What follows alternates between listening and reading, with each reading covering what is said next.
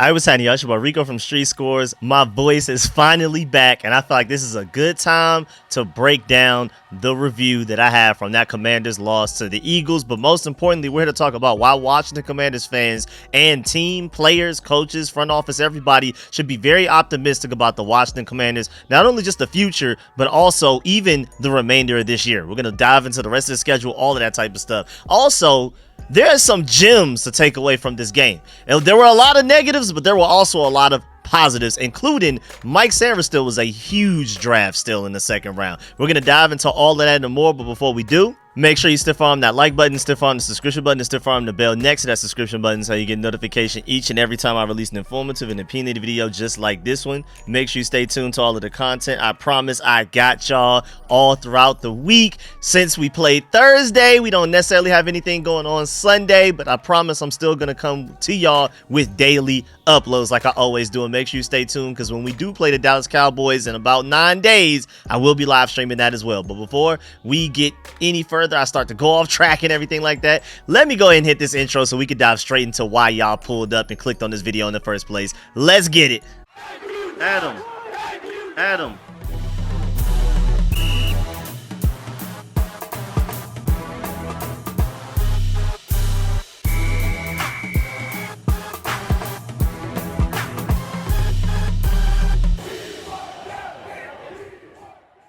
All right, so the Washington Commanders lost, I would argue, embarrassingly to the Eagles. I mean, to be up 10-6 with like at a certain point in the fourth quarter and to be down 10-26 so quickly was quite insane. Now, the ending result ended up being a 18-26 loss, but boy, it felt bad. That one hurt. The Steelers game hurt because it was by 1 point. This one hurt because the offense that we've been depending on to bail us out or to just play well in general all season just couldn't get it together when we needed them most. We get the best defensive performance from this team all year, at least 3.5 quarters wise. That was the best 3.5 quarters we've seen from this defense all season. We still don't even have Marshawn Lattimore yet. I can't wait for that. But when our defense plays the best they have all season for 3.5 quarters, and then we're just like, we just need anything from them. Just give me something. We're not even asking you to carry the team to wins like y'all were doing in certain parts of the season. Just at least meet them halfway somewhat, and they just couldn't do it. So that loss really hurt right there. But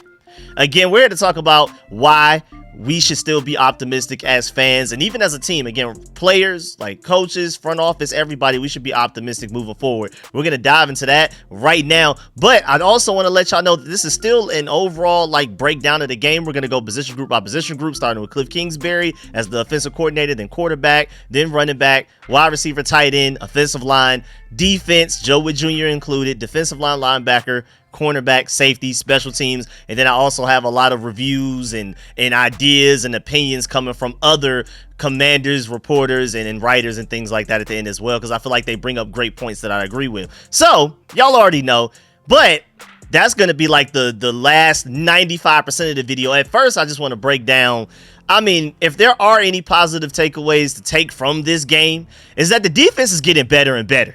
Like way better. And Mike Sainristil is a dog. We got one with him, man. And we need these 9 days off so bad. Like, I don't feel like people are talking enough about the fact that the Eagles went into their bye week looking terrible, dysfunctional, talking about firing Nick Sirianni. Jalen Hurts has washed up all kinds of stuff. And then they come out of the bye week and they look like a top 5 NFL team all of a sudden. I hope we do the same after our bye week. And I just feel like that bye week completely changed the trajectory of the Eagles. And we haven't had a chance to have ours yet. We still don't even have ours next week after these 10 games. We still got to wait till longer after that.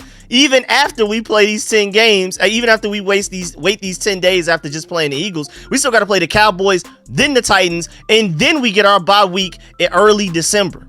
Whereas, again, the Eagles had theirs weeks ago, and it completely changed the trajectory of this season. I would not be surprised if somehow you could do like a simulation of another parallel universe or something like that, and you put the Eagles bye week where we have ours, we switch bye weeks, and the Eagles are just still spiraling out of control at this point in the season, and maybe we even beat them. That bye week was huge for them. I'm not saying that our bye week will be just as big for us, but I'm pretty sure it's going to be, it's going to play a huge part in us turning our season back around. I'm telling you that right now. But overall, again, even ignoring that, I'm still very optimistic about this season, the future especially, but this season as well. I mean, a lot of Commanders fans are acting like the sky is suddenly falling or something like that, but we're 7-4, y'all. Like, I don't think people understand. If you would have told me back in the offseason that the Commanders would be 7-4 through 11 games, I would be super happy and excited about this team. I'd be like, okay, bet. Let's do it. Like, I'd be hyped. Like, okay, 7-4,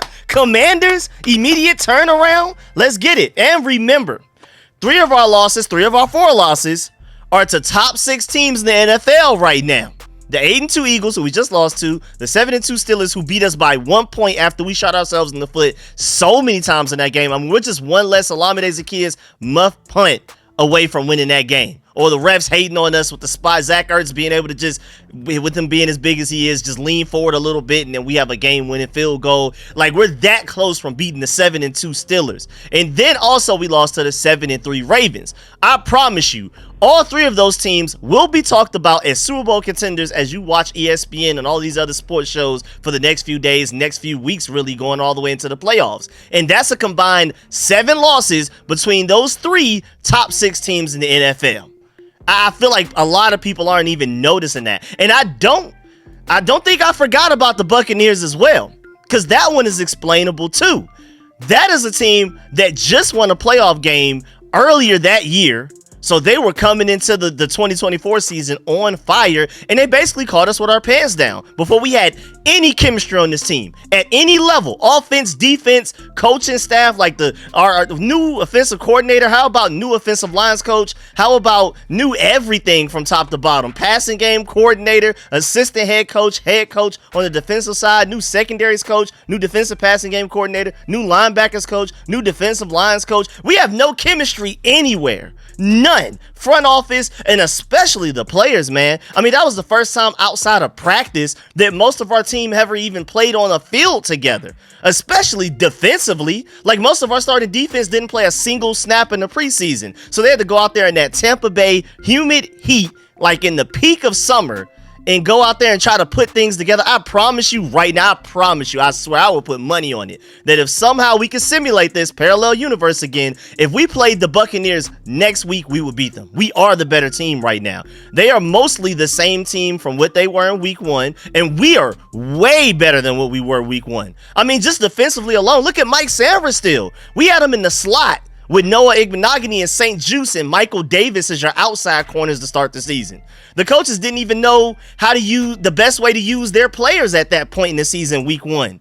I mean, that was literally the worst version of the 2024 Commanders possible. And those are your 4 losses, 3 top 6 teams. The Buccaneers aren't bad, but also feel like we're better than them right now. And then if you just even look ahead, look at the rest of the schedule. How can we not be optimistic, man? Remember, the Eagles still have to play the Steelers, the Ravens, and the Rams. So I'm not giving up on this division neither. Outside of like another Eagles game, I'm looking at the rest of our schedule as wins, to be completely honest. Cowboys? Even with Dak, I still had us beating them. Then the Titans, come on now. Can't overlook any opponents, of course, but it's the NFL. But if we can go up 10-6 against the Eagles in Philadelphia, and then we folded that away. But imagine what type of start we can have against the Titans. And then I actually believe that we would finish that game the right way in the 4th quarter. I mean, then a much needed bye week. I mean, it couldn't come soon enough. And then again, the Eagles. I mean, they came out of their bye week a completely different team. Even if we don't improve that much as they did coming out of the bye week, I do expect us to improve somewhat, and at the very least get healthier, please. I swear Jaden Daniels' rib injury is still bothering him. There has to be a reason they're still taping him up on the sideline whenever they can and making sure he's good to go. All of that type of stuff. And then after that, we have the Saints. And they are probably already tanking by now. And by then, I'm pretty confident that they'll be tanking and trying to lose games on purpose to get a better draft pick. And even if they're not, we're still the better team. So I expect us to beat the Saints whether they try to win or not. And then the Eagles again, but in Landover this time. But even if you wanted to count the second Eagles game as another L, go ahead. I won't, but go ahead. Then the Falcons. I mean, the very same Falcons that just lost to those sorry Saints last week after they traded away their best defensive player to the Commanders and Marshawn Lattimore. So they were down a lockdown corner going into that Falcons game and still beat them. I'm not worried about the Falcons at all. And then we finished the season against them sorry Cowboys, them sorry Cowgirls, to be honest. And we may even be sitting our starters by then, to be completely honest with you. And my point is, I'm looking at a very realistic 12-5 right now. And that's including if we lose to the Eagles again. And that's playoffs, right?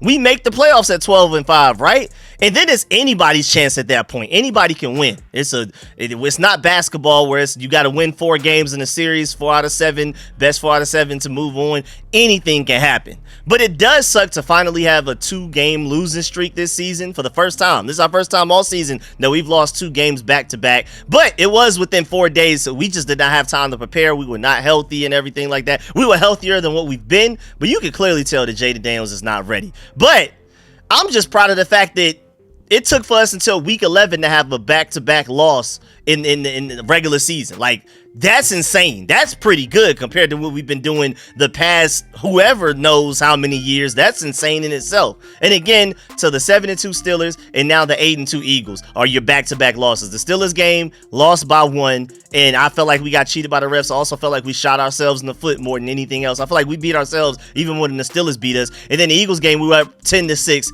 in the fourth quarter. Like, I don't know why a lot of people are acting like the sky's falling all of a sudden. Now, injury-wise, of course, we'll get some more updates on this maybe as soon as Wednesday, I guess. Maybe we'll start the practice. I don't know if they're just going to give them these couple of days off as extra rest. We'll see. By the way, Benjamin St. Juste came out of the game for a couple of plays and was stretching and massaging his leg and things like that. And then also at a certain point, the broadcast was even showing and talking about how Jaden Daniels had a cut on his hand at a certain point in that game. And they were apparently trying to super glue it or something like that so they could hurry up and get him back out there. That is crazy.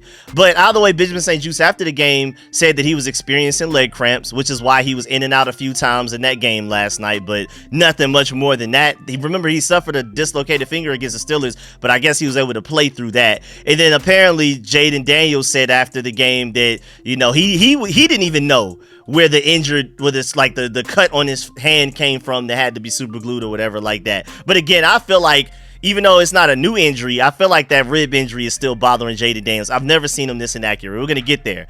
Now, let's start with Cliff Kingsbury first. All right, so we had a lot of 3-and-outs against the Eagles. First of all, like, third down percentage-wise. Now, I know the Steelers have a top defense. I know the Eagles have a top defense. Both of them are arguably top 5 defense in the NFL.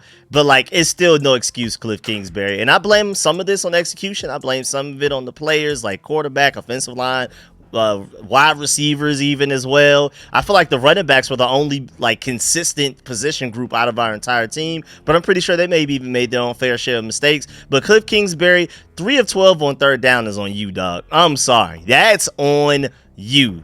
3 of 12 on third down, insane. That's terrible. That's not good at all. I put a lot of the blame on you, man. And I know the offense could have executed better player-wise, but I feel like a lot of the play calls that you had also were not that good. I mean, 3-and-outs immediately coming out of drives and things like that. But then after our defense had a great defensive stand, we finally were able to score a touchdown after a 34-yard catch and run by Austin Eckler. He was breaking tackles, running through people and things like that. Then Brian Robinson had an 18-yard rush that I honestly felt like was a touchdown. That was 2 plays after the Austin Eckler play, and then we had a 1-yard touchdown run with Brian Robinson where the offensive line helped push him into the end zone. And then that was really it as far as touchdowns go until garbage time when the Eagles pretty much just let us have that touchdown at the end of the game. I mean, it was just in it 3-and-out after 3-and-out. And every time we had flashes of, okay, our offense is moving and things like that, something would always just fail. Something would always find a way to just collapse or ruin the drive. Jaden Daniels holding on to the ball too long, taking a sack. Jaden Daniels missing a receiver, not seeing him open, or Jaden Daniels throwing an inaccurate pass, or Jaden Daniels throws an accurate pass, but the receiver or whoever drops the pass or whatever. It just seemed like we never had a full 100% offense on point moment in that game at all. Because even the first touchdown drive that we had, we started with great field positioning. If we had to start from our own 10, 15, 20-yard line, I'm not sure if we scored there. Like, our defense really was our offense, honestly. You know, just like how in basketball, the equivalent of getting the defensive stop and then scoring on a fast break, especially for the art to play 2K. That's kind of how I felt in that game. Our only offense really came off of after great defensive possessions, man. And it's just it was so many times. I mean, I don't know I can't emphasize it enough that we had things going. Things started to look bright. Like, okay, this offense is starting to figure out the Eagles defense, and then it would just completely just spiral out of control, man. And Terry McLaurin's first target coming with 11 minutes and 7 seconds left in the third quarter is insane. I don't care who's covering Terry. I don't care if it's two people following him. You throw the ball to him sooner than that, especially since your offense hasn't been very efficient or explosive, beforehand anyway. So it's like, what are you really missing out on by not throwing Terry McLaurin the ball? Also, shouts out to my dogs over there at the Burgundy Zone, because he pointed out, like, sometime early in the third quarter, I believe, that the power runs combined with the quick flat to the scat had been working very well. And that we basically should have stuck with that, but Cliff Kingsbury got away from it for a considerable amount of time. And it was something that was working against the Eagles fairly consistently, and Cliff Kingsbury just stopped calling it. I did not like that decision either. And again, granted, like, there were moments where Jaden Daniels looked like he may have been on point. Maybe even Cliff Kingsbury called the right play. But then Brandon Coleman would get beat by Nolan Smith for a sack. It was just like, it was always something. We plug up a few holes on the ship, and then there's just another random leak somewhere else. And I'm not used to Jaden Daniels getting sacked like that, man. That was a different type of game, man. Jaden Daniels got sacked 3 times. That's unusual. And again, I think we got to blame Jaden Daniels' rib injury for some of that, but also the offensive line wasn't helping much at all. Again, how inefficient we were on third down, man. It was hard to get anything going. And it seemed like, the up-tempo thing is weird, because when it works, Kingsbury looks like a genius. When it doesn't, you're like, man, give the Commanders defense some time to rest before you throw them right back out there. And now they're tired, and that's why the Eagles offense is finally being able to move the ball and score points against them, because you're tired, because you're running this up-tempo offense. When it works, you look like a genius. You're catching the Eagles off guard. I mean, in the very few times that we did score points were usually because of up-tempo. But again, when it doesn't work, you look terrible. You look like an absolute imbecile to us watching the game live. And man, the fact that we finally got stopped on a 4th down attempt for the first time, I believe, this season was absolutely insane in itself. That was like a sign. That was a sign. And the whole situation was crazy too, because of course, hindsight is 2020. But I really did not like the decision to go for that in the first place. The Eagles just missed a PAT. Shouts out to Jake Elliott. He was trying to give us that game. I feel like people need to understand that even though we're up 10-6 in the fourth quarter at a certain point, Jake Elliott did miss 2 field goals and a PAT. Like, up to that point, like, he did. The score should not have honestly have been 10-6, but nevertheless it was. But either way, I mean, after a Jake Elliott missed PAT, the Eagles were up 12-10 instead of 13-10. Honestly, it should have been 19-10. But either way, it was 12-10. And when we went for it on 4th down, we had a chance to go up 1 point. And Zane Gonzalez has not missed a single kick for us so far. There was even one time we had a delay of game. He made the kick. He had to go back out there and kick it 5 yards further back. He still made that kick. I mean, I don't know how we went from no good kickers to 2 of them, but thank goodness. Either way, even when Austin Cyborg gets hurt, we have Zane Gonzalez as an elite backup kicker. He should honestly be starting for some of these other NFL teams. I mean, even the Eagles. Our backup kicker, Zane Gonzalez, is better than the Eagles starting kicker, at least in that game. But either way, I mean, hindsight's 2020, of course, and I didn't necessarily like the play call, even though it was more so an execution problem, because if you go back and watch the replay on that play, Jaden Daniels bobbled the snap. Also, Jalen Carter got into the backfield immediately, and I know he's a Georgia Bulldog. You know how they do, but there's still no excuse to allow him to disrupt that play. If you really watch the replay and watch it from the side and you do it in slow motion, if Jalen Carter doesn't blow up that play, which forces Jaden Daniels to run backwards like 5 yards and curve all the way around, and then Jaden Daniels is short of the 1st down on 4th and 2 by like 3 yards, if you take away the 5 yards that Jaden Daniels had to run backwards, if he's able to just run horizontally and then get up as soon as he wants to without Jalen Carter blowing up the play, that's more than likely a 1st down. So the play call, I didn't like it, even though it was more so poor execution than play call. But I feel like my biggest gripe was the fact that we went for it on 4th down in the first place. We're definitely going to talk about that soon. But I mean, again, 4th and 2, Eagles 26-yard line, easy field goal range. And then we end up losing yards, and Jaden Daniels took a big hit on it. It was terrible. And also, thinking about it later, like thinking back, did John Bates really not have that 1st down in the first place? Remember, It was 2nd and inches before that 4th and 2 that we didn't end up getting. And I thought John Bates for sure had the first down. So the fact that we were even in that situation was crazy in itself. I feel like the refs hated right there because we had a chance to go and continue marching down the field. Our offense was finally clicking. And I know, but to go back a little bit, Kingsbury deserves definitely a lot of blame for that, because what we were doing that entire drive was working. We were running up tempo, and then as soon as we get down to 2nd and inches, we stop going up tempo. We stop throwing the ball. We start running the ball in obvious running the ball situations, and they stop us. So Cliff Kingsbury deserves some negative credit for that as well. But at the same time, I really thought John Bates had that first down, and we would have never been in that situation to have to go for it on 4th and 2, and maybe the entire game is differently, because instead of losing the 4th and 2, maybe we go up 17-13. It's a completely different game. So I'ma slightly blame the refs for that one, but also, man, John Bates, again, like I always say, with Zach Ertz last week against the Steelers, that 4th down play, John Bates with this one. Hey, man, we already know the refs don't like us. The refs never give us 50-50 calls. Very rarely do they. They're usually going to side with the opponent that we're going against for some reason. I still don't know what it is. Dan Snyder stole the team. We have a franchise quarterback that's exciting to watch. I thought that's all you needed for the refs to stop hating on you, but they still do. My point is, we already know this going into games, right? So you can't even leave it up to refs. You need to, John Bates, you need to get that first down by 1 or 2 yards. Do whatever you got to do. Run somebody over, but you need to fight for those extra 1 or 2 yards, whatever you got to do, because we already know if it's even a toss-up, if it's a coin flip, if it's a 50-50, the refs are always, like 90-something% of the time going to side with the other team. So that's on us. You can blame the refs all you want, and yeah, they're haters, but at the end of the day, we got to make things more definitive. Again, going back to last week with the Pittsburgh Steelers loss, with Zach Ertz not getting that first down. I felt like he had the first down, but if he could have caught that pass and just leaned back as big as he is and still found a way to make sure he definitively got the first down, the refs don't have a chance to take that game away from us. So we just got to be better that way as well. Again, I didn't like the decision, but at the same time, I thought John Bates had the first down. I really did live,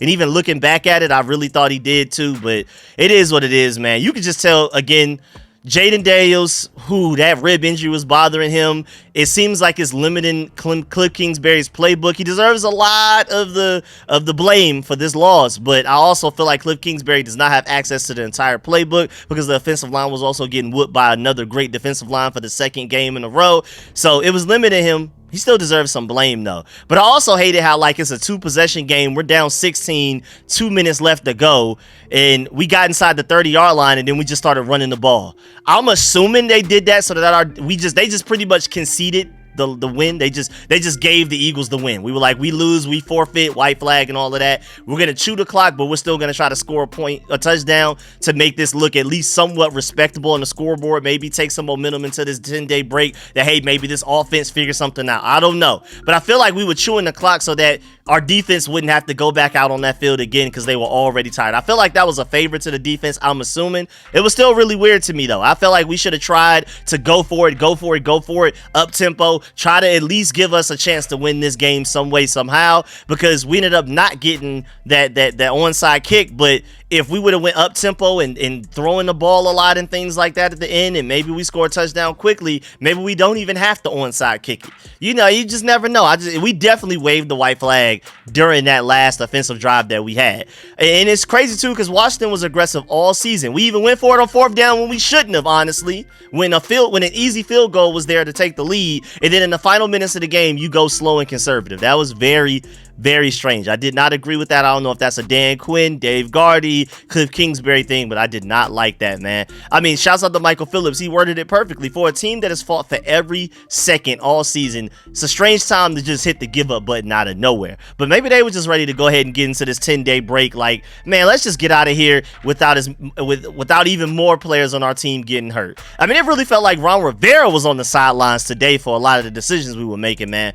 But the players are all behind the decision to go for that 4th down, apparently. Everybody except for Jaden Daniels. We're going to talk about that later. But after the game, Zach Ertz, Brandon Coleman, Terry McLaurin, and Austin Eckler all backed the 4th down call, and all of them said something to the extent of, like, this is who we are as a team. We're aggressive, and we're going to keep being aggressive and things like that. And they also said that they trust the coaches 100%. Whatever they decide to do, let's do it type of thing.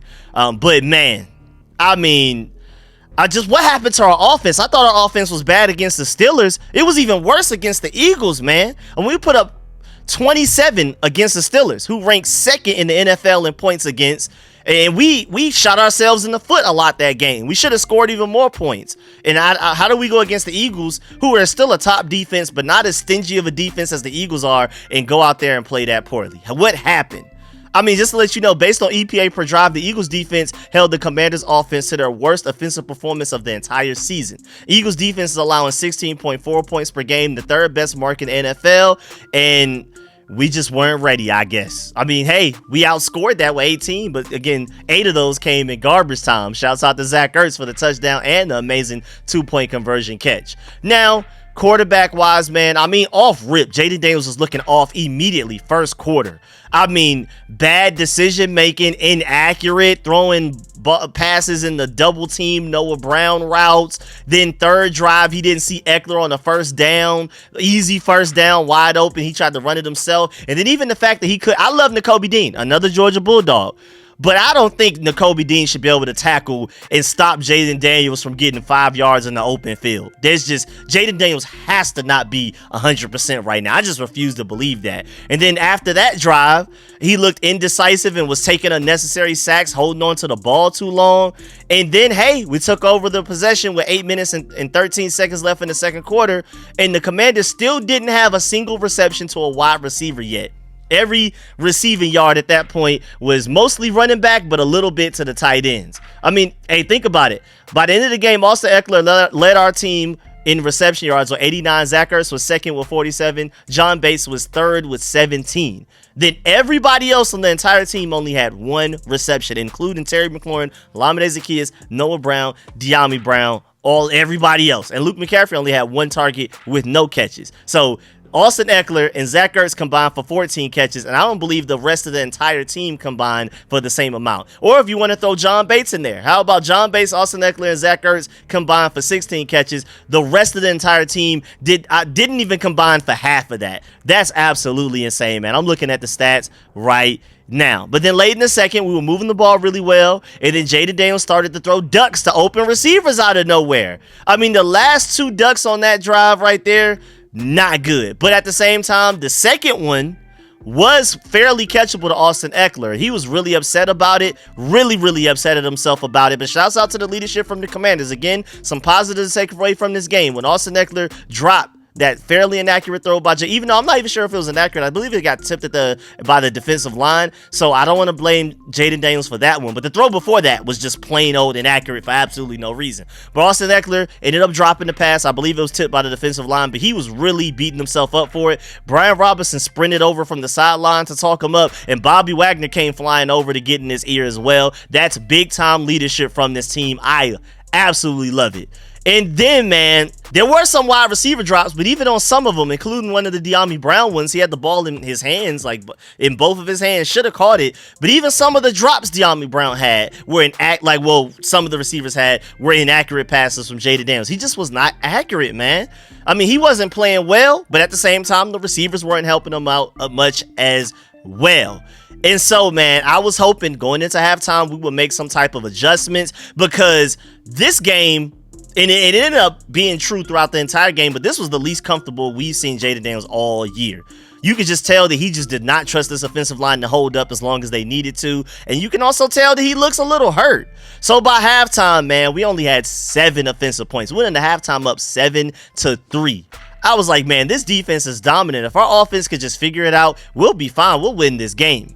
They never really did, to be completely honest, man. I mean, shouts out to the defense for only giving up 3 points to arguably a top 5 offense in the NFL, man. They came to play. That was the most impressive defensive performance all season. It just at a certain point, they broke. I mean, even the 85 Bears and the 2000 Ravens, when they're tired, the other teams are going to score against them. That's just what happens. When a defense is tired, there's nothing you could do. I blame the offense for not winning the time of possession battle, or at least keeping it somewhat close, man. The defense was on the field forever. We're going to talk about that when we get to the defensive side of the ball. But again, winning the halftime up, actually, we were up 7-3 at halftime, and our offense ran 26 plays to their 42. And we were 1 of 6 on third downs going into halftime, man. I mean, it was terrible. But the second half wasn't much better. But also going into halftime, Terry McLaurin wasn't targeted at all in the first half. Only the second time in his career that that's ever happened. The first time was a 2021 opener against the Chargers when Ryan Fitzpatrick got hurt early on in that game. And it's the fifth time that Terry McLaurin hasn't been targeted at all in a half in his entire career. That's including second halves as well. And so going into halftime, we were hoping that Jaden Daniels will finally lock in and get it together. Cliff Kingsbury would call better plays, get Terry McLaurin involved. That didn't necessarily happen. And we were hoping that receivers would stop dropping passes. That didn't happen.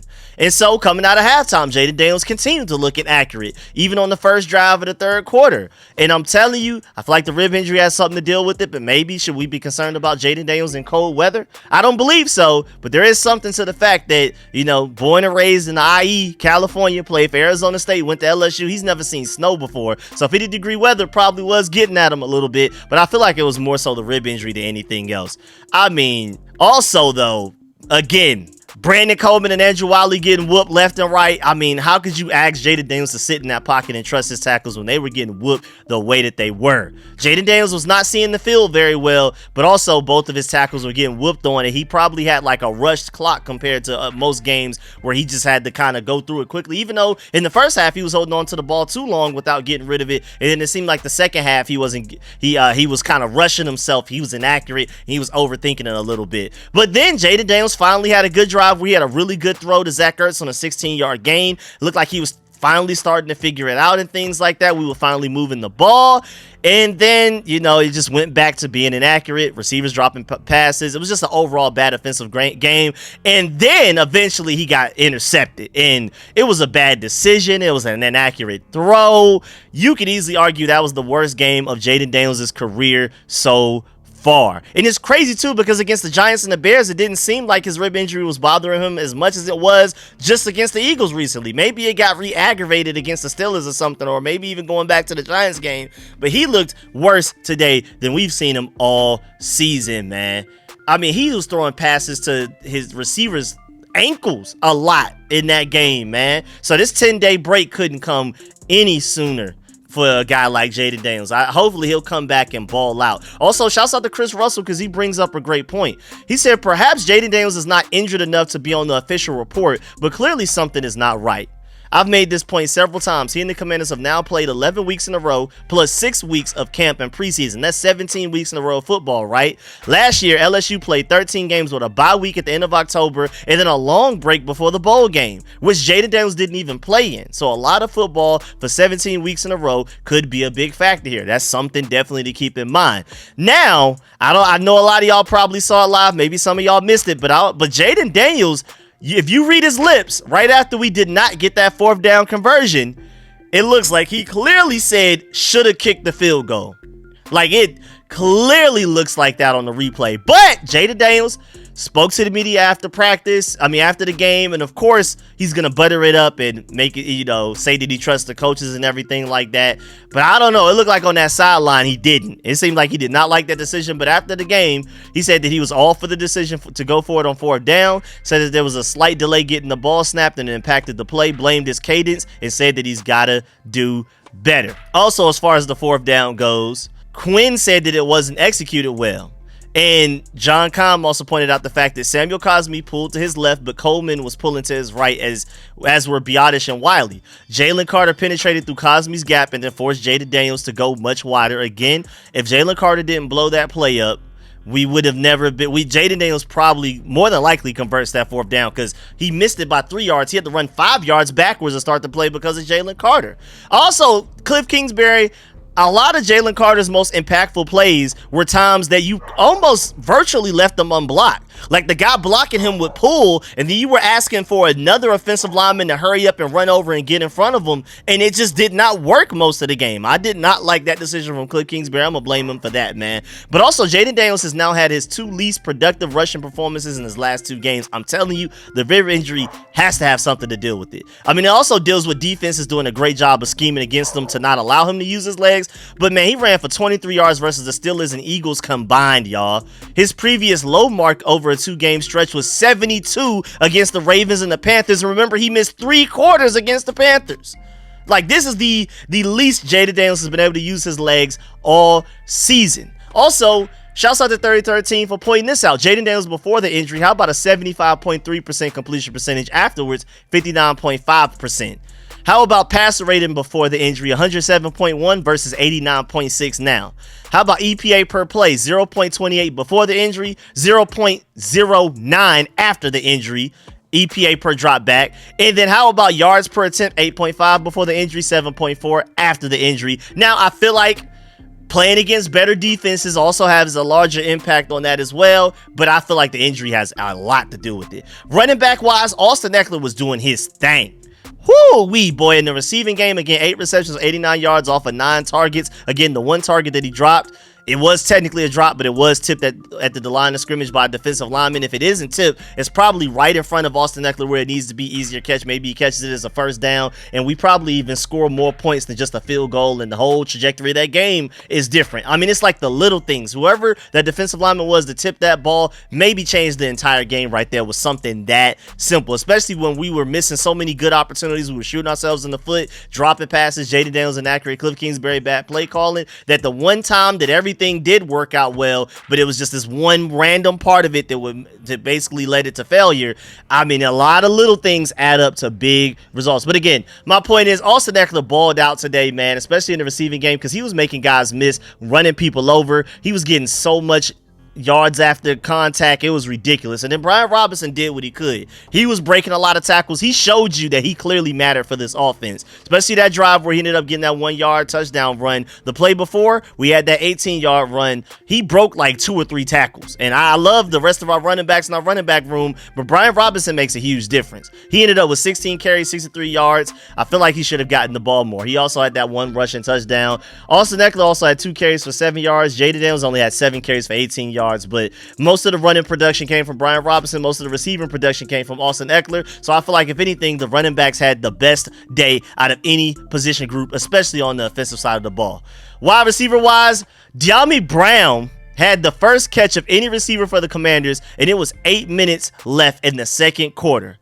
It was Dyami Brown on a screen that honestly should have been a loss of 4, but somehow he turned it into like a gain of 4. So it was like some magical running and dodging. I was like, okay, Dyami Brown.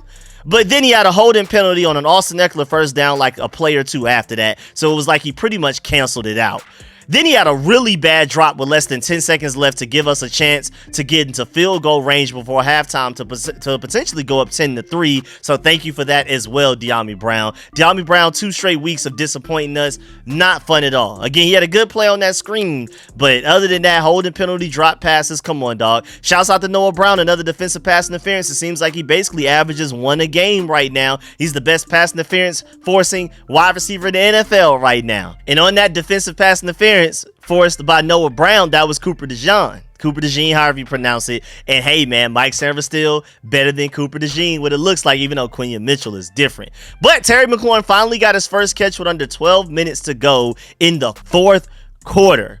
But that would end up being his only catch of the game for 10 yards, sadly. And I know some people were saying that, like, well, maybe Terry McLaurin was getting locked up and things like that, but he was definitely NFL open at times. I remember seeing somebody put up a screenshot of like Terry McLaurin open from Quinion Mitchell about like 3-4 yards or something like that. Like, I don't know why Jaden Daniels wasn't able to see him. I feel like the offensive line not being able to protect him long enough played a part into that. But overall, Jaden Daniels just wasn't seeing him. I mean, Quinion Mitchell, give credit to him. He had a great game, but at the same time, Terry McLaurin was open, at least NFL level open, a lot of the times in that game. And like the way that Jaden Daniels played against the Bengals and even the Ravens and even like at times against the Giants a couple of weeks ago, he would have made those passes to Terry McLaurin. Like, he was open enough to get the ball more. So I do not blame Terry for that. Then tight end wise, shouts out to Zach Ertz. He actually had a pretty good bounce back game. He ended up with 6 catches off of 7 targets for 47 yards, and he also had that touchdown at the end of the game. Garbage time touchdown, but I'm gonna still give him credit for it. But either way, Dan Quinn, shouts out to him for making Zach Ertz a captain going into this game. Dan Quinn normally lets like a player that balled out the previous game be captain going into the next game, but even though Zach Ertz didn't ball out against the Steelers, Dan Quinn did a great thing to let Zach Ertz be a captain for Zach Ertz's first time returning to playing in Philadelphia since he left the Eagles in 2021. The whole time he was with the Cardinals, he was never able to play the Eagles in Philadelphia. This was his first time. And also, he got a standing ovation from the Eagles fans, so that was pretty cool. I was really happy about that. When he went out there as a captain for the coin toss, they gave him a standing ovation. I really like that. Also, Zach Ertz blocking his tail off on that Brian Robinson touchdown. He blocked Cooper DeJean all the way into the back of the end zone, all the way into the wall, where the fans were and things like that. He wasn't playing blocking wise and even reception wise. He finally had some yards after catch today in that game yesterday. On a third down conversion, he caught the ball. He got yards after contact, yards after catch, everything, man. It was really nice, man. And again, of course, I'm not in the mind state to necessarily celebrate it after a loss like that. But hey, man, Zach Ertz, good touchdown catch and an amazing 2-point conversion catch. That was elite stuff on that 2-point conversion, bruh. That was insane. But again, unfortunately, for some reason, we acted like we were only down 1 touchdown before we got that touchdown rather than down 2 touchdowns, and we slowed it down. Offensive line-wise, just to let you know, Brandon Coleman was just starting left tackle. Andrew Wiley was just starting right tackle. So going into this game, this was the healthiest our offensive line has been since arguably the Ravens game, because ever since that Ravens game, we haven't had either Cornelius Lucas, Andrew Wiley, or Brandon Coleman, or a combination of the three. This is the first game we've had all 3 of them, and now Brandon Coleman is officially taking over as your full-time starting left tackle. He doesn't split snaps with Cornelius Lucas anymore. So Cornelius Lucas is now your swing tackle, your backup tackle, so where if there's an injury to either Andrew Wiley or Brandon Coleman, he would step into the game, but he doesn't automatically get snaps just going into a game even when everybody's healthy anymore. But man, whoo-wee, boy. Nick Allegretti, Samuel Cosmi did a great job on that Brian Robinson touchdown to where they got behind him and pushed him forward, because Brian Robinson definitely would not have gotten that himself. But boy, outside of that, they were getting bullied. And I feel like Brandon Coleman and Andrew Wiley probably got bullied the worst, but Samuel Cosmi had his fair share of bad moments. Nick Allegretti had his fair share of bad moments. Tyler Biadasz had a bad game against the Steelers, but I feel like he was better against the Eagles. And even Pro Football Focus agrees. I agree with Pro Football Focus there, but I disagree with Samuel Cosmi's passing grade. We're going to get there, because Commanders O-line versus the Eagles, 2 sacks allowed, technically 3. 12 quarterback hurries and 14 quarterback pressures. That's not good at all. That's their worst performance of the year. Pro Football Focus pass blocking grade, Tyler Biadasz had a 74.3. I agree with that. I felt like he was our best pass protector out of our entire offensive line. Andrew Wiley was second with a 63.1. I'm not sure about that, because I feel like he was getting whooped quite a bit, but maybe it wasn't as often as it felt. And then Brandon Coleman was third with a 27.4, and I felt like he was getting cooked. They felt like Nick Allegretti was fourth with a 16.7. I remember him getting cooked. And Samuel Cosmi has the worst with a 13 pass blocking grade out of our entire offensive line. And I kind of disagree with that, man. When you go back and really look at the tape, I don't feel like he did that bad of a job that much to deserve a 13 out of 100 grade. I mean, straight failure. Shouts out to Ben Fennell, NFL, who studies football tape and things like that, does film sessions and things like that. He said to him, I wouldn't go this far. I'm somewhere in the middle between Pro Football Focus and Ben Fennell. But he tweeted, Cosmi was tremendous last night in pass pro versus Jalen Carter one-on-one. Yes, Carter had a vicious pressure that caused a sack early in the second quarter, but that was his only quarterback pressure of the night. Cosmi handled those dominant clubs and swims so well with his jump sets. I haven't done a full all 22 review of the game yet to see if Cosmi actually was better than what it felt, but I'm somewhere in the middle again. Pro Football Focus graded him a 13. Ben Fennell felt like he was actually really good. He even used the word tremendous versus Jalen Carter. I'm probably somewhere in the middle. Now moving on to the defensive side of the ball. And I typically go in chronological order, when it comes to every position group, even including the defense of Joe Wood Jr., but just to run through the defense real quick, and so we can go ahead and get into every individual position group, and we talk about individual players from each position group and everything like that. Joe Wood Jr. did a great job today. I mean, Mike Sainristil grew up right in front of our eyes. Jeremy Chin had a great game. Quan Martin had some clutch plays. Our linebackers finally showed up again, because they Frankie Louvu and Bobby Wagner disappeared against the Steelers. They mattered against the Eagles big time a lot of the time, and our defensive line was pretty disruptive a lot of that game. And Joe Wood Jr. called a great game, man. I mean, it felt like so many times when we should have ran man, he happened to call man. A lot of the times when we should have ran zone, felt like he ran zone. He blitzed Jalen Hurts really well. Jalen Hurts looked bad. I mean, you can make an argument that Jaden Daniels looked bad against the Eagles. There's a fair argument to say that Jalen Hurts looked even worse than Jaden Daniels in that game last night. Even in a win, I think Jalen Hurts played worse than Jaden Daniels, to be completely honest with you. I'm not going to lie. He looked bad, and I feel like Joe Wood Jr. deserves a lot of credit for that. He was putting people in great positions to win. I mean, the idea to put Mike Sainristil on A.J. Brown was fantastic. We're going to dive into the exact stats that A.J. Brown had against Mike Sainristil specifically. It was like early on in the game, Mike Sainristil was covering Jahan Dotson, locked him up. And then he was like, wait a minute, Mike Sainristil, maybe we can actually trust him. Maybe he's grown up and developed enough so we can actually ask him to cover the other team's best receiver. I mean, think about it. Where was Devonta Smith in this game? He had 6 targets, 4 receptions for 29 yards. He had a couple of drops, but Jahan Dotson, his only reception was like a screen pass that he ran for 8 yards. The other target was an incomplete pass forced by Mike Sainristil, a pass deflection. Great play by him. I mean, but it was really more so Dallas Goedert killing us like death by 1,000 cuts, where he had 5 catches for 61 yards. It was a bunch of like short underneath stuff. And sometimes Jeremy Chin would be on it. Sometimes he wouldn't. And then it was like one big catch that Dallas Goedert had where nobody was in the area. I don't know who to blame for that. Maybe Joe Wood Jr. or something. Maybe miscommunication in the secondary. But overall, I felt like we did a great job. I mean, A.J. Brown had 65 reception yards, no touchdown. Devonta Smith had 29. I mean, like A.J. Brown and Devonta Smith combined for less than 100 yards receiving. Like, that is a fantastic job. And Jalen Hurts, talk about his stats. 18 of 28, 221 yards, that's it. Like, the only reason we lost this game was because, first of all, our offense was bad. But even outside of that, defensively, the only reason the Eagles were able to put up points is because our defense was tired. I mean, our poor defense, man.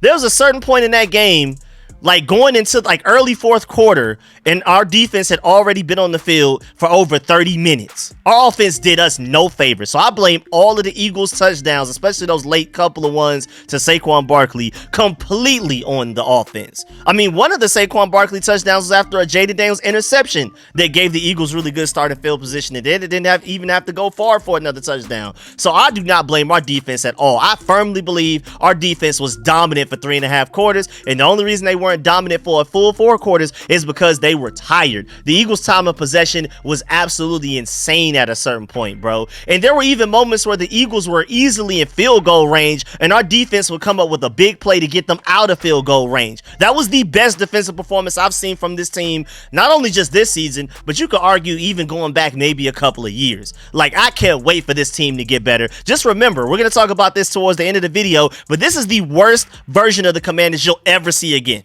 Remember, this is year 1 of a rebuild. We haven't even had the chance to bring in all of the pieces that we want.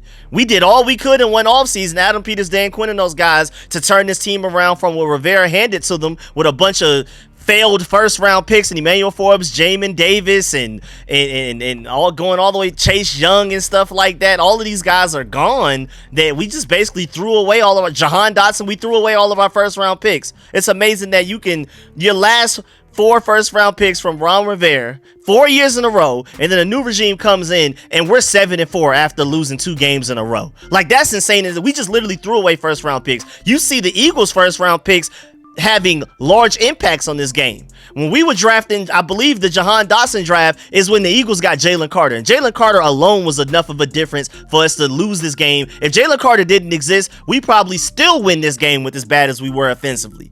Because then that 4th down possession alone, that 4th down attempt, we didn't get that just because of Jalen Carter. Just all throughout the game, Jalen Carter was making our offense worse. If he didn't exist, we probably win this game just from that alone. So really think about that. Like, when you're thinking about this overall team and like, oh man, it's doom and gloom. We're 7-4 after 2 losses, but it's amazing what this team was able to do after just 1 offseason, 1 free agency, 1 draft. That's it. That's all they've had. This is the worst we're going to be for the foreseeable future. We can say like the next maybe 10, 15 years, I feel like this is the worst the Commanders will be. So you should be very optimistic about the future. And especially defensively, we haven't even had the chance to bring in a lot of our guys. There's still some Rivera guys lingering around right now, but they're making do.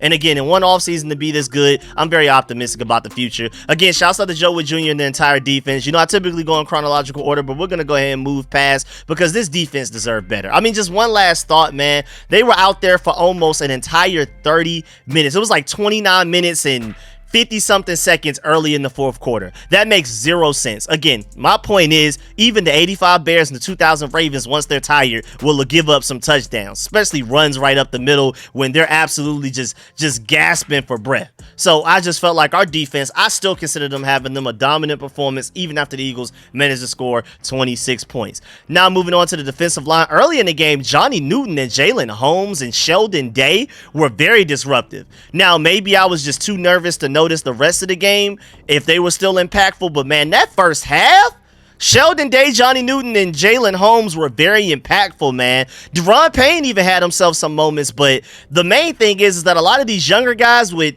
Johnny Newton being a rookie, Jalen Holmes and Sheldon Day being younger guys that we just signed off of the practice squad right off the street, those guys were very impactful for us, and so that's maybe like a situation where maybe this coaching staff is thinking, hey, that Jonathan Allen contract, who knows? Do we really want to pay him that much money, or do we want to take that money and spend it elsewhere? Because you have Sheldon Day, Jalen Holmes, and Johnny Newton, and even if you keep Deron Payne, these guys are doing enough interior defensive line wise to where we should be okay. Fadarian Mathis had some couple of good plays today, yesterday as well.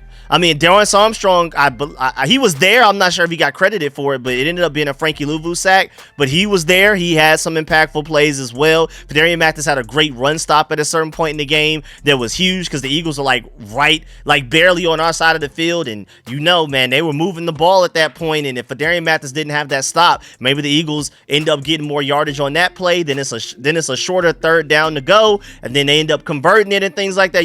When they have that tush push as like that, it's a winning doubt in their back pocket, it's going to work pretty much nearly 100% of the time. You can't allow the Eagles to get in 3rd and 1s and 4th and 1s. So run stops were huge, were imperative against the Eagles. Incomplete passes, run stops, keeping them 1st and long, 2nd and long, 3rd and long.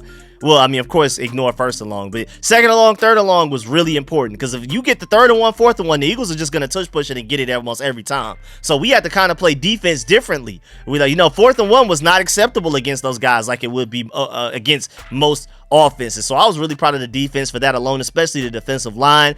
And then the refs hated on the Commanders opponent finally, because that one call, I felt like the refs still gave the Eagles more love than they gave us love, but that one time Frankie Louvu literally ripped the runner's helmet off. I thought that was a pretty bad no call. And then right after that, Deron Payne got a big time run stop, so I was starting to feel like, okay, maybe the script writers and the refs are rocking with us. And then they went right back to hating on us.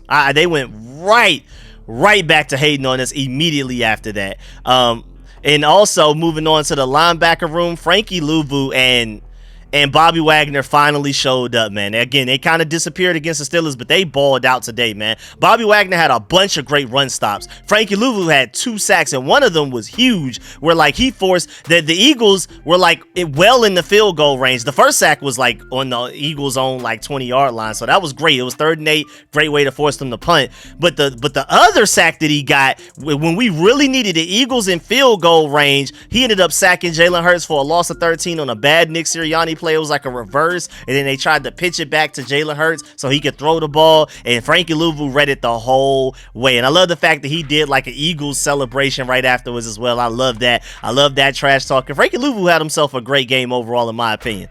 Then cornerback wise, Mike Sainristil is our best corner on this team. I feel like that's been obvious for the past couple of weeks, but this time it was like a gap. It was like Mike Sainristil looking like one of the best corners in the entire NFL, and then just a bunch of other corners on the Commanders that just happen to be playing because Marshawn Lattimore is not available yet. I mean, he was going out there balling. Now, this was an interesting game because this was the first time Michael Davis really stepped onto the field since, I guess, the Giants game. The first couple of weeks he played a little bit, but apparently Benjamin St-Juste, dealing with whatever leg cramps he was dealing with, kept having, it was back and forth, multiple times in the game. Benjamin St-Juste would leave out, Michael Davis would come in, and they asked him to cover AJ Brown early in that game, and somehow the Eagles weren't able to take advantage of it, thank goodness. But again, Michael Davis, a guy that has barely played this season. I believe he only played single-digit snaps since week 2. Since after week 2, Michael Davis may have played single-digit snaps for us. And to ask him to go out there and cover arguably the best receiving core we've gone against all season was a little scary, but it worked. And then at a certain point, they asked Mike Sainristil to just go ahead and follow A.J. Brown. From what it seemed like every time Jalen Hurts was throwing the ball to A.J. Brown, Mike Sainristil was there locking him up. Mike Sainristil did something that I've been begging Commanders corners to do for years now. Years. Now, he did get hated on with the illegal contact that was called on him. That was crazy. The refs like super hated there. But immediately after that, Mike Sainristil had a ball don't lie moment where he had perfect coverage on A.J. Brown to force an incompletion on a touchdown throw attempt. And he got his head turned around and everything. I've been asking for Commanders corners to do that for years. We've been begging Benjamin St. Juste to do that all season. You're right there with him, step for step. You're in his hip. Turn around and play the ball so you can smack it down, or at the very least, refs won't call a pass interference for you because you turned your head around and you made a play on the ball. Mike Sainristil's already doing that in only his 11th game as an NFL pro rookie season. Insane. And then again, he did it again later on with another pass breakup in the end zone. He did it twice. He also did a great job of setting the edge against the Eagles. I saw multiple times, at least 2 or 3 times, where he set the edge and our defense was able to make a tackle. Even one of them, he got in on the tackle after setting the edge and making an open field tackle. So he's doing everything. Against the run, in coverage, he's doing absolutely everything, man. He stopped 2 touchdown throws from Jalen Hurts, which makes me happy as well. Not even just as a Commanders fan, but I'm also going against Jalen Hurts in fantasy. So Saquon Barkley went crazy, but at least Jalen Hurts, who I'm going against in fantasy, didn't go crazy. But Mike Sainristil literally put A.J. Brown on an island. I mean, just absolute island, man. He balled out today, man. I can't wait, because when it's Marshawn Lattimore finally debuting for us, I was almost about to say when Marshawn Lattimore comes back, but he never was here technically. When he's finally healthy and playing for us, and maybe he'll be ready after this 9-10 day break that we have leading up to the Cowboys game, him and Mike Sainristil as outside corner is going to be one of the better cornerback groups in the NFL. We're about to go from Benjamin St. Juste and Noah Benogany and Mike Davis with Mike Sainristil. You know, remember week 1 was like a slot corner that played sparingly, maybe a little bit outside, to now going into week 12, Mike Sainristil as one of the better looking corners in the NFL now, especially after what he did against A.J. Brown in this game last night. And then Marshawn Lattimore on the other side, that's going to be scary business, y'all.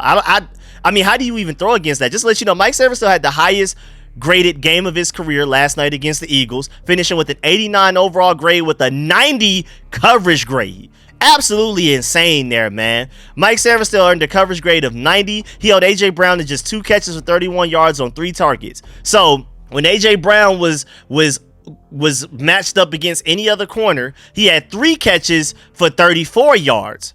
Against Mike Sainristil, he only had 2 catches for 31 yards, again on 3 targets. He also held Devonta Smith and Jahan Dotson to 0 catches on 2 targets with 2 pass breakups. So I believe one of those touchdowns that he had a breakup on was A.J. Brown. The other one was on Devonta Smith, I believe. And then again, remember, like in the first quarter, he had that great pass breakup on Jahan Dotson, I believe, on the first drive of the game. Mike Sainristil was arguably one of the best players on the entire field that game, from both the Eagles and Commanders side.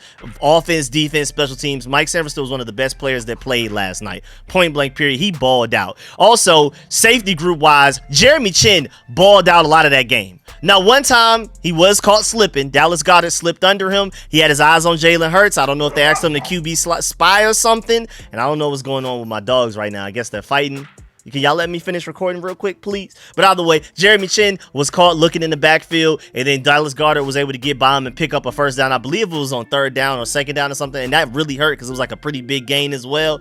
But other than that, Jeremy Chin was great. He was all over Dallas Goedert a lot of the time. He made some good open field tackles, some good coverage there. You could argue Jeremy Chin, outside of that one play where he was caught looking in the backfield, was like our MVP defensively of the game in that game outside of Mike Sainristil. You could argue over the past 3 games, if you put them together, he's probably been our best defensive player. Mike Sainristil has been getting better and better every game, and he was our defensive MVP against the Eagles specifically. But if you're talking about the last 3 games we played, Giants, Steelers, Eagles, you could argue Jeremy Chin has been our best player, honestly. And even with Frankie Louvo and Bobby Wagner playing well, Mike Sainristil balling out. I mean, Lord have mercy. Jeremy Chin also probably made a touchdown saving tackle on special teams. After we finally scored our first touchdown, the Eagles looked like they had a good return going. Jeremy Chin on special teams made a touchdown saving open field tackle. So he even deserves credit for a lot of the things he did on special teams. And then Quan Martin had a game saving tackle at some point. And then later on, he had a huge play on 3rd and goal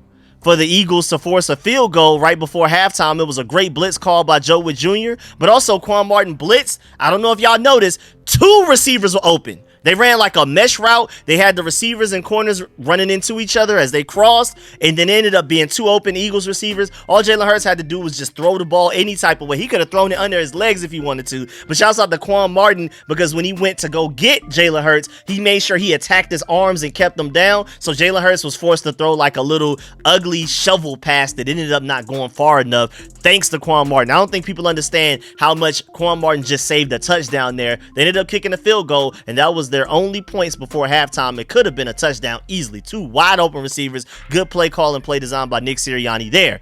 And then Quan Martin had a great forced fumble, punching the ball out from behind on a big play to Dallas Goedert, but the Eagles ended up recovering, and that one really hurt because that could have been game changing. That could have been game saving. Great job for him punching the ball out. That's 2 forced fumbles in a row. One against the Steelers, where we did recover, and one against the Eagles. 2 games in a row, he's had a big time clutch forced fumble. Sadly, we couldn't recover that one.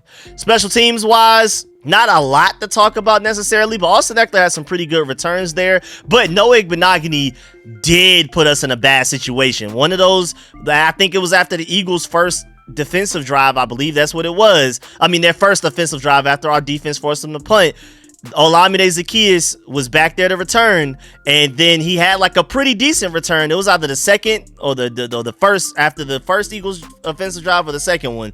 But Noah Igbenogany ended up having a block in the back. So instead of us starting with field position on like the 20 or 30 yard line, we ended up starting on like our own 7. And that's when Jaden Daniels had the really bad drive where he just, bad decision making, got tackled in the open field by Nakobe Dean, didn't see Austin Eckler wide open for a big time first down to keep the drive going. It was bad. So I blame that whole offensive drive. Even though Jaden Daniels wasn't good, even though our offensive line was getting beat up, I feel like most of the blame went on Noah Igbenogany on the special teams right before that drive started. Also, how did we have a delay of game on a field goal? But I also want to make sure I shout out that boy Zane Gonzalez, because so far since he's been a kicker for us the last 2 games, he has been absolutely perfect. He made a 41 and a 48 yarder in all 3 of his extra points against the Steelers, and then against the Eagles he made his 1 extra point and made his 1 45 yarder. Again, he made a 40 yarder before that, delay a game, then made the 45 yarder right after that. I have no idea how you get a delay a game on a field goal kick, but it is what it is. Shouts out to Zane Gonzalez for stepping up. Now let's talk about other people's reviews of the game and their thoughts and opinions,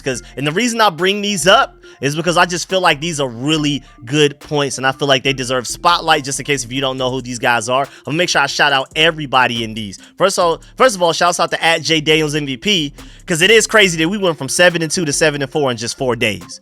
Like, when you're talking about things just spiraling out of control, just nosediving, 2 losses in a 4-day span does feel like, oh Lord, what is going on here? Mr. Krabs shaky room meme. Like, what just happened? Like, I feel like I just got flashbanged to something. Like, with 4 losses, we never suffered 2 losses in a row all season, then suddenly we suffered 2 back-to-back in a 4-game span. I can understand why some people may be a little shell-shocked from that. Also, shouts out to Mason Kinahan. He said stock up, stock down. Stock ups, Brian Robinson, Mike Sainristil, Zane Gonzalez. Agree. Stock down, Cliff Kingsbury, Jaden Daniels in the offensive line. I would agree. I would definitely agree there. Now, I definitely still believe that Jaden Daniels will be an elite quarterback. I think this officially takes him out of the MVP talks, even though I would still argue that he's still a top 5 quarterback, but he didn't play like a top 5 quarterback against the Eagles. A lot of Washington Commanders fans are saying that they feel like Jaden Daniels got exposed. The NFL caught up to him. He's actually not that good. I don't believe that at all. I still believe he's easily going to win Offensive Rookie of the Year. I feel like that's on lock at this point. But I also feel like he's hurt. I feel like he just happened to go against 2 of the 5 best defense in the NFL again. I believe the Eagles are 3rd and the Steelers are 2nd in points allowed per game.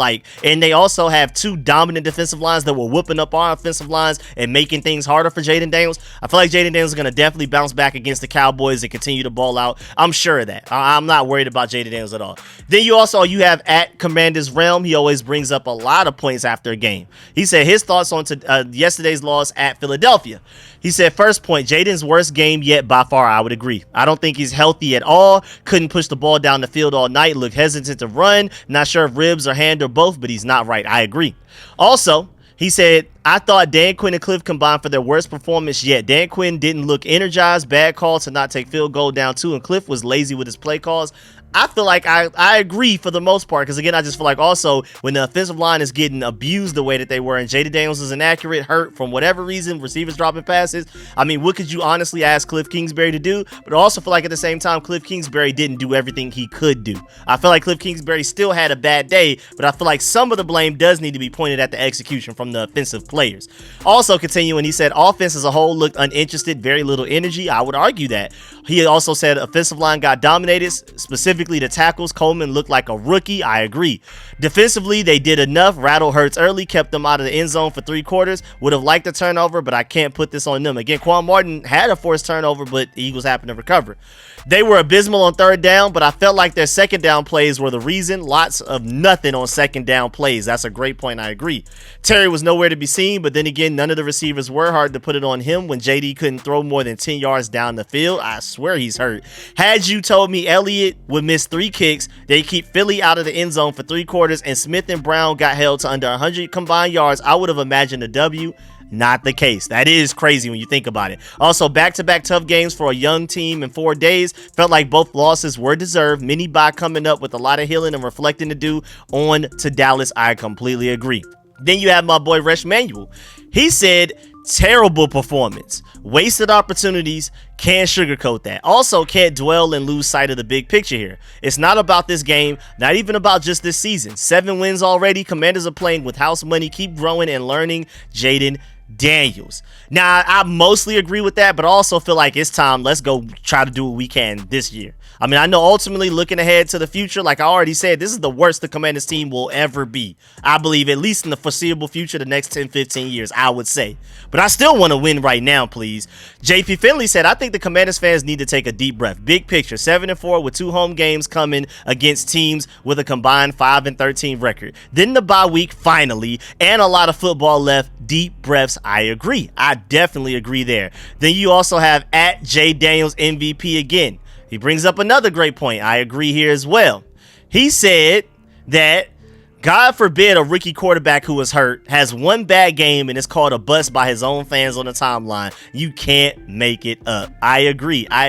Also, Tiger Munn. Shouts out to him. He said, end of the day, they'll end tonight 7-4. They're firmly in the playoff race and have a favorable schedule the next few weeks. Home rematch versus Philly as well. I love it. And also, I want to remind y'all that Philly has a very tough schedule coming up. They still have to play the Steelers, the Ravens, and the Rams. And again, we get revenge against them. If we could beat them, that would be amazing. So just to remind you, Philadelphia, the teams that beat us earlier this season, 2 of our 4 L's, the Steelers and the Ravens, the Eagles still have to play them. And they got to play us again. Their schedule is way tougher to finish the season than ours is. Also, shouts out to Mark Bullock, because he responded to a tweet that was saying Jaden Daniels is hurt and this team plays with no urgency and we just can't be the winning team. We're just an average football team. Mark Bullock replied and said they came into the year expecting to win maybe 6 games all season. They're already on 7 and still have a fantastic chance at the playoffs. They're way ahead of schedule. I get we're all emotional after a loss like that, but let's have some perspective. I agree. Big picture, man. I completely agree. Also, shouts out to my boy George Carmen. He said no need to crash out. Show some resiliency. This is the NFL and every team faces adversity. The Commanders are still a playoff team with a favorable schedule moving forward. I agree there as well wholeheartedly. Also, shouts out to DC Rising. He said Jaden Daniels is still better than Jalen Hurts, and I'm so serious. And I'm not going to lie. Go back and watch that game. Jaden Daniels disappointed us, but that's because we're in the lens of a Commanders fan that's expecting more of him. We need more from him so we can win the game. We're rooting for him to be great, and whenever he has great plays, we're going to magnify it way beyond what it actually is, and when he has bad plays, we're going to magnify it way beyond how bad it actually is. Whereas Jalen Hurts, we're rooting for him to be bad, and when he is bad, we kind of forget. It kind of quickly leaves our memory like, okay, thank goodness, moving on, what's going on with this defense and this offense. I would tell you, in that game, Jaden Daniels was bad. Jalen Hurts may have actually been worse. I would agree, and I still think Jaden Daniels is the better quarterback between the two. I know that wins and losses are a quarterback stat, but I feel like Jaden Daniels actually played better. I feel like if Jaden Daniels and Jalen Hurts switched teams, Jaden Daniels would have won that game. Plain and simple. Also, shouts out to Surge the Shooter. I agree with this. Not attempting the field goal still has me puzzled. I'm not going to lie. Can't harp on it enough, though. 7-4, but no statement win versus a threatening team. We need one. I agree. I'm still very optimistic, but we do need a statement win against an actual quality team. We've had close games against really good teams, but we have not beat a really good team yet, unless you want to argue the Cardinals are a really good team. Also, the Giants have had close games with everybody. Their record is low. They're bad, but they've had close games with a lot of great teams. So maybe you can argue that the Giants wins maybe count for something. Who knows? Either way. And of course, 10-6 against the Eagles in the fourth quarter is very impressive as well. But there's no moral victories. We do not, plain and simple, we don't have a statement win against a good team outside of the Cardinals right now. Also, shouts out to Nick Ackridge because he replied to a tweet that said, playoffs for what? To lose in the wild card round when you could have had the division and get booted out of the first game because you can't beat good teams? Miss me with that. Nick Ackridge of Pro Football Focus replied, I get expectations have changed because they came out on fire at 7-2, but I think making the playoffs in year one of what we all thought would be a long rebuild would be pretty impressive either way. I completely agree. Let's go get it. Let's make the playoffs, because especially at that point, it's anybody's Super Bowl. Anybody can win. You never know what can happen. Don't forget that Giants Super Bowl year where they were worse than what people think we are right now. Remember that year with Eli Manning? They completely got carried by their defense and everything like that. They barely scooted into the playoffs as the wild card team, ended up going that whole run. You just never know. It's anybody's Super Bowl once you get there. Once you get a seat at the table, it's up. And I feel like we need to go get that seat at that table.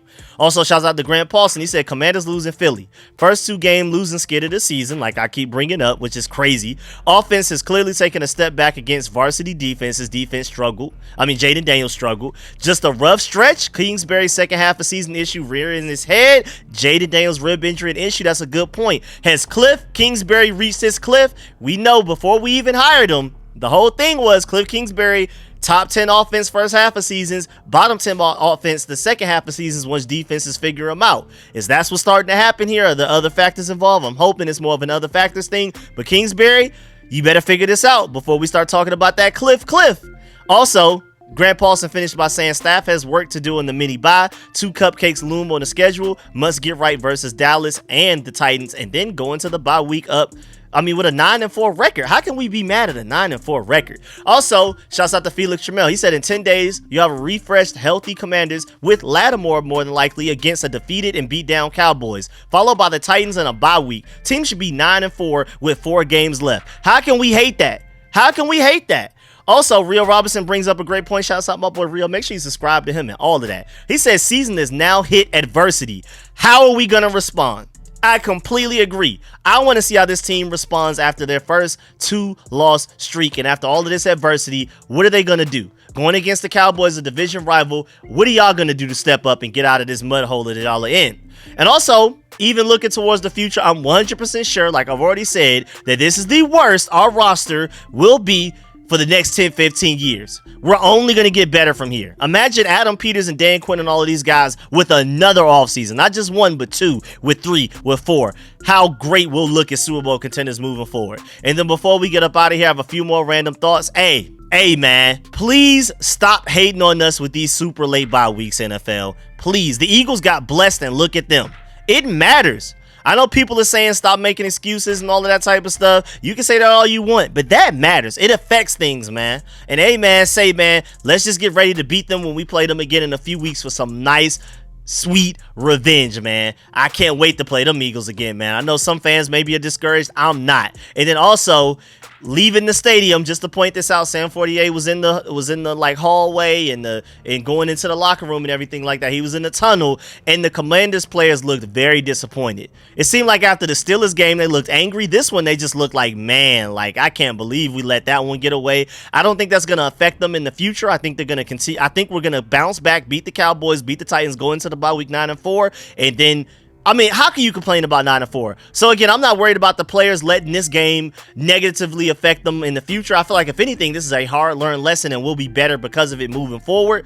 But just to let you know, the players, it was a different feeling after this game compared to the Steelers game. But yeah, man, that's the end of this video. Please get in the comment section. Let me know how you feel about everything discussed in the video. Please still follow that like button, still follow the subscription button, still follow the bell next to that subscription button so you get notification each and every time I release an informative and opinionated video just like this one. Make sure you stay tuned to all of the content. Of course, let me know in the comments comment section of this video how you feel about everything discussed in this video. I'm gonna try my best. I'm super busy, been super busy, but I'm gonna try my best to read and reply to as many comments as possible. I really appreciate y'all, but of course, let me know how you feel about this game.